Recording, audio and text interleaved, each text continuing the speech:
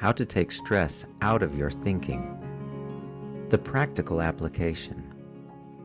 In the last video, we learned that we can view our life's situations without the accompanying threat of potential pain, which turns on the stress response.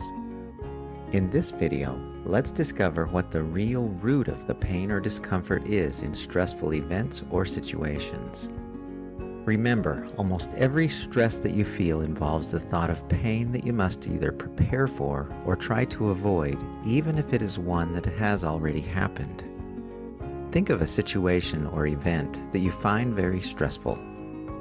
When you have one in mind, think about each of the steps of that event or situation, from its beginning to its natural end.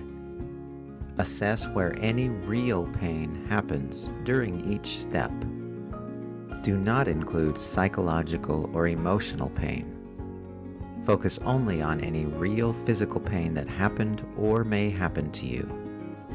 If you are thinking of a future event, follow it through to the imagined point where you feel there might be pain. For example, if you don't meet a deadline for an important project at work, what real pain have you imagined might happen? Follow this through to its logical end in your mind. What is your stressful event? What real pain has occurred, is occurring, or might occur? What steps will lead to the final real pain that you're trying to avoid? For example, if you don't complete the project, this may lead to getting reprimanded by your boss, which may lead to getting fired, which may lead to, well, who knows? Assess the likelihood that the final real pain that you imagined will really happen. For example, if the real pain of turning in a project later than its due date is losing your job, assess the true likelihood of that happening. Once you analyze the situation, you may realize that there is no need to activate the stress response because there is no physical threat. Yes, it might be an uncomfortable situation, but not physically dangerous. You realize that you are safe rather than threatened by some future pain that may or may not occur. Yes, you still need to deal with the consequences of the late project, but you can do it without turning on the fight or flight response. This might be an easy concept to accept intellectually. It is quite another thing to make it a working principle in our lives. We aren't trained to look at things this way.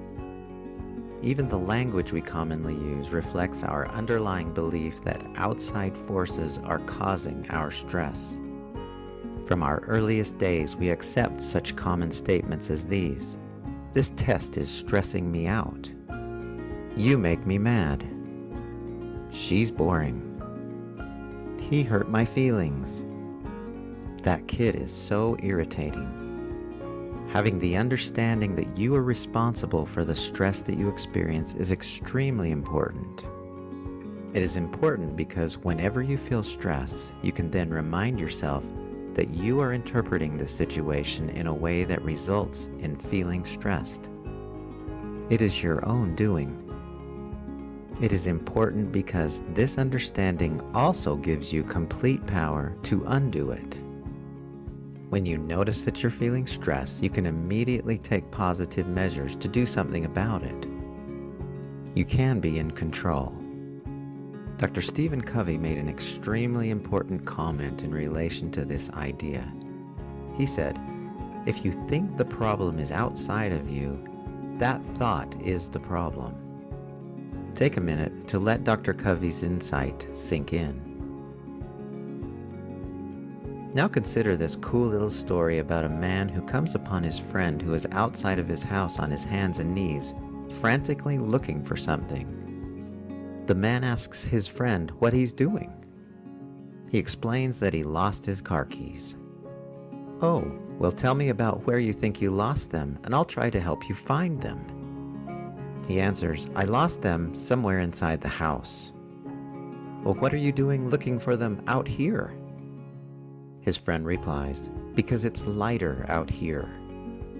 If you're ever going to get the upper hand on stress, you need to find the solution in the right place. And it has very little to do with what is happening in your environment. Instead, it's how you think about things. After viewing these videos that accompany Workbook 1, you now know that stress is the activation of the fight or flight response, or stress response. Exactly what triggers the stress response. That it's the threat thought that sounds like, uh-oh. What happens when the stress response turns on? How often it should be on? What happens in the body when it is on? The dangerous effects of chronic stress. That you can control the stress response. And you can turn it off. Now you're ready to learn how to prevent it from turning on altogether.